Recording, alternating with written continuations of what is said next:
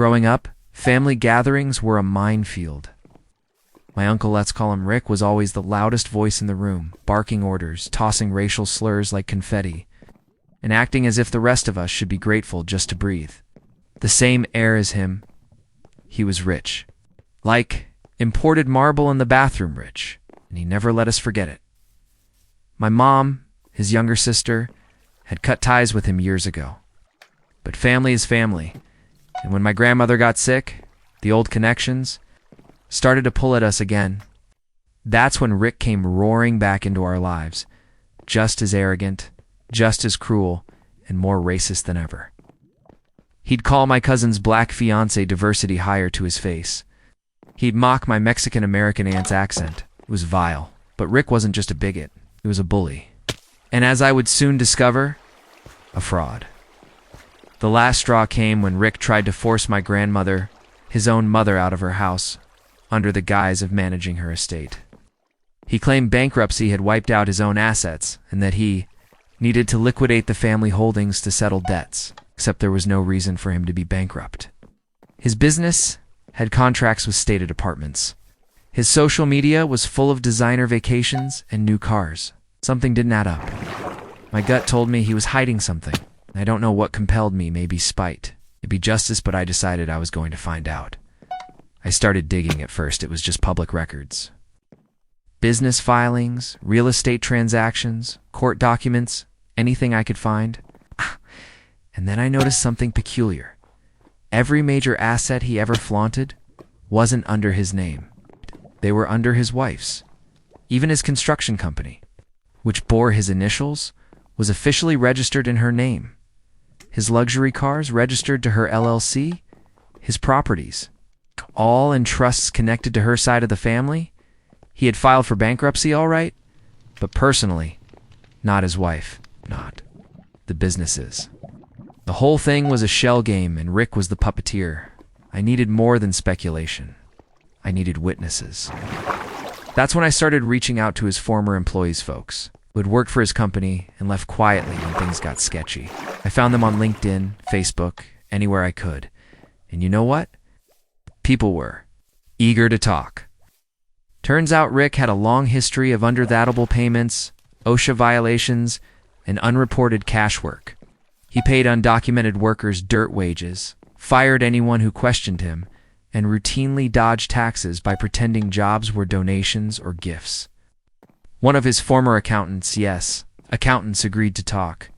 They even had old spreadsheets and emails that had made them uncomfortable at the time. Jackpot. I compiled everything. The shell businesses, the hidden assets, the tax fraud, the testimonies. I brought it all to a family lawyer I trusted, who brought in a tax specialist and later a federal contact. It became serious fast.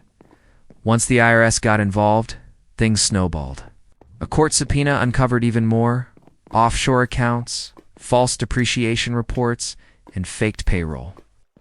The testimonies sealed the deal. He wasn't just hiding money, he was laundering it. He wasn't just a bully, he was a criminal. The court case dragged on for months. But the verdict was devastating for Rick. His businesses were seized. His wife, furious at being the fall, Guy filed for divorce.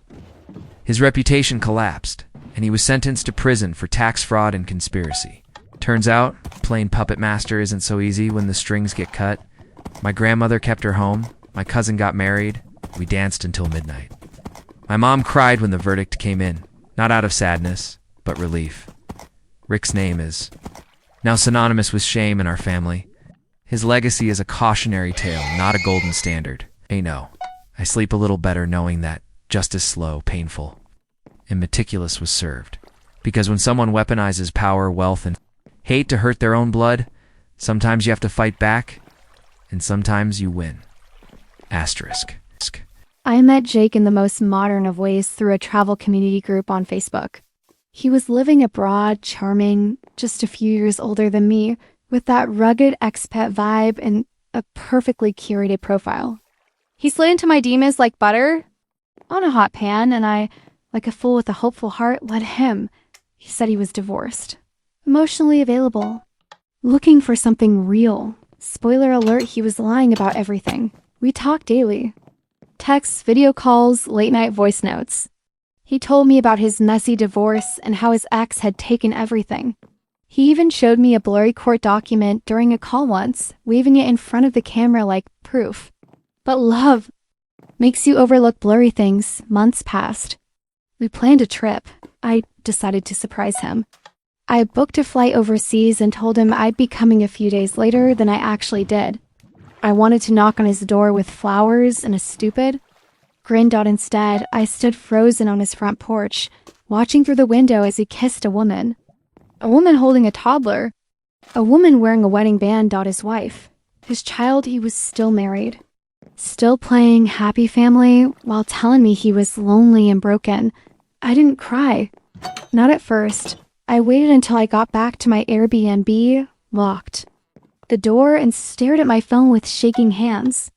Then I did what any tech-savvy, scorched earth woman might do in my place. I logged into his email. He used the same username for almost everything.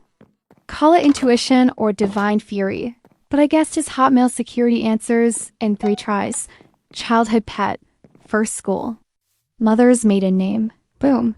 Access granted. It was all there. Messages to me. Messages to 6 other women. And the messages that really made me nauseous, explicit chats he'd been having on random fetish sites, detailing fantasies that didn't even remotely resemble what we had.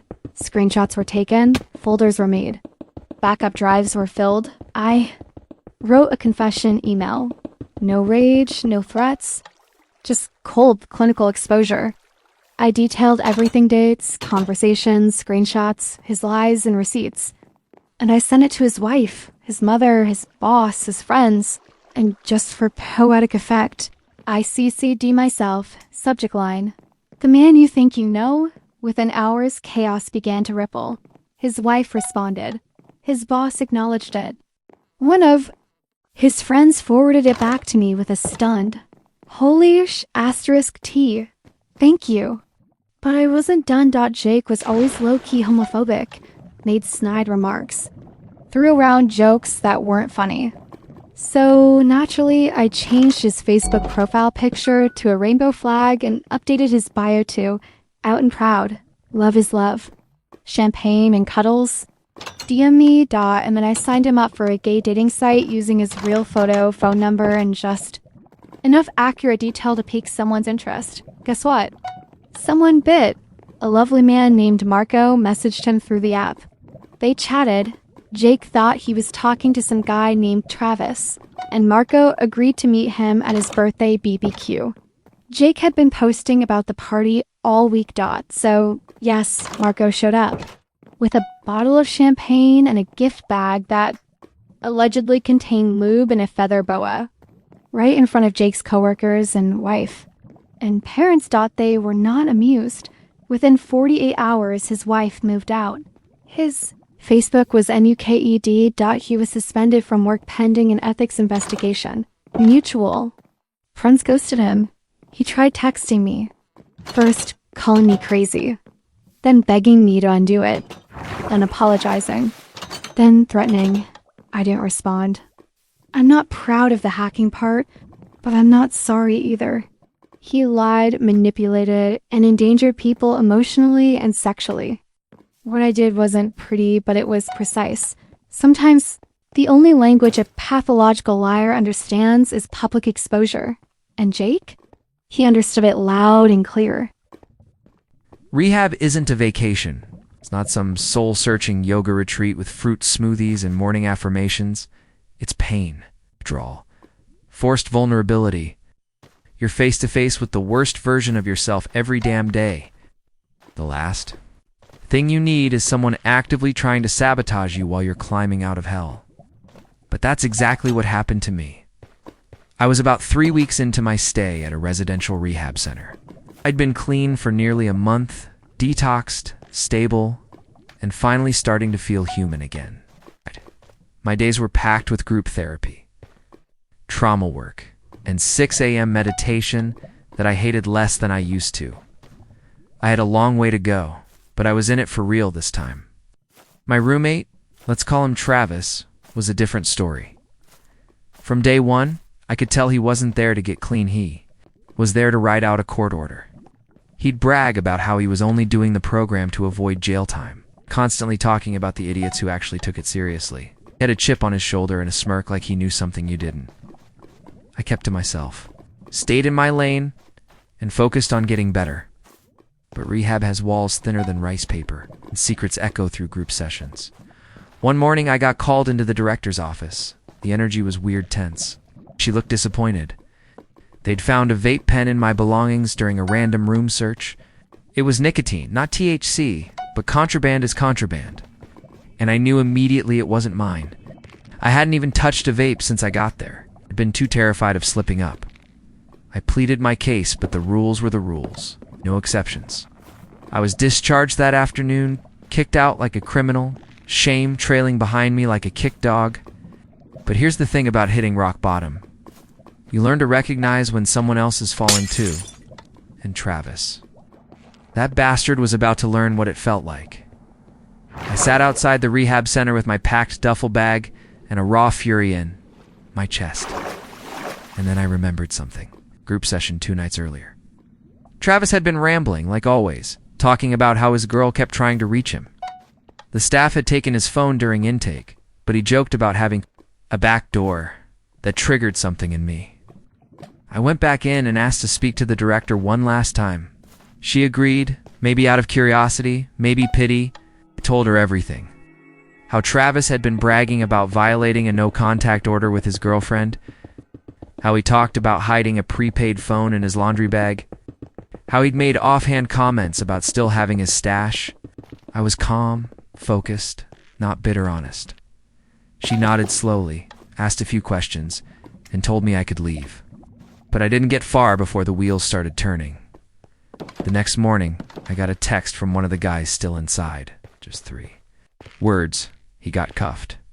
Turns out the director took my tip seriously. They searched Travis's stuff, and boom, they found the burner phone. Alongside it, a Ziploc bag with pills tucked into the sole of a shoe, and a small container of powdered something. Staff called the police because Travis was under a no-contact order by the court. Not just the facility in, because of the stash they found. He wasn't just kicked out like I was. He was arrested on the spot. 2 new charges, violation of a restraining order and possession of a controlled substance. When he was let out in cuffs, everyone saw. They said he didn't even try to deny it, just kept muttering that someone must have ratted him out. Yeah, someone did. I appealed my discharge with the facility, explaining everything again, now with context. They let me return 2 days later. Different room, different wing.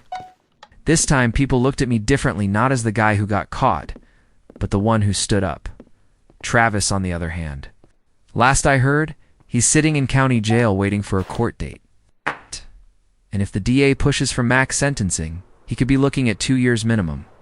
He tried to throw my recovery in the gutter for a petty thrill, so I made sure he wouldn't. See the outside world again for a long, long time. Karma doesn't always need time. Sometimes all it needs is the right person to speak up.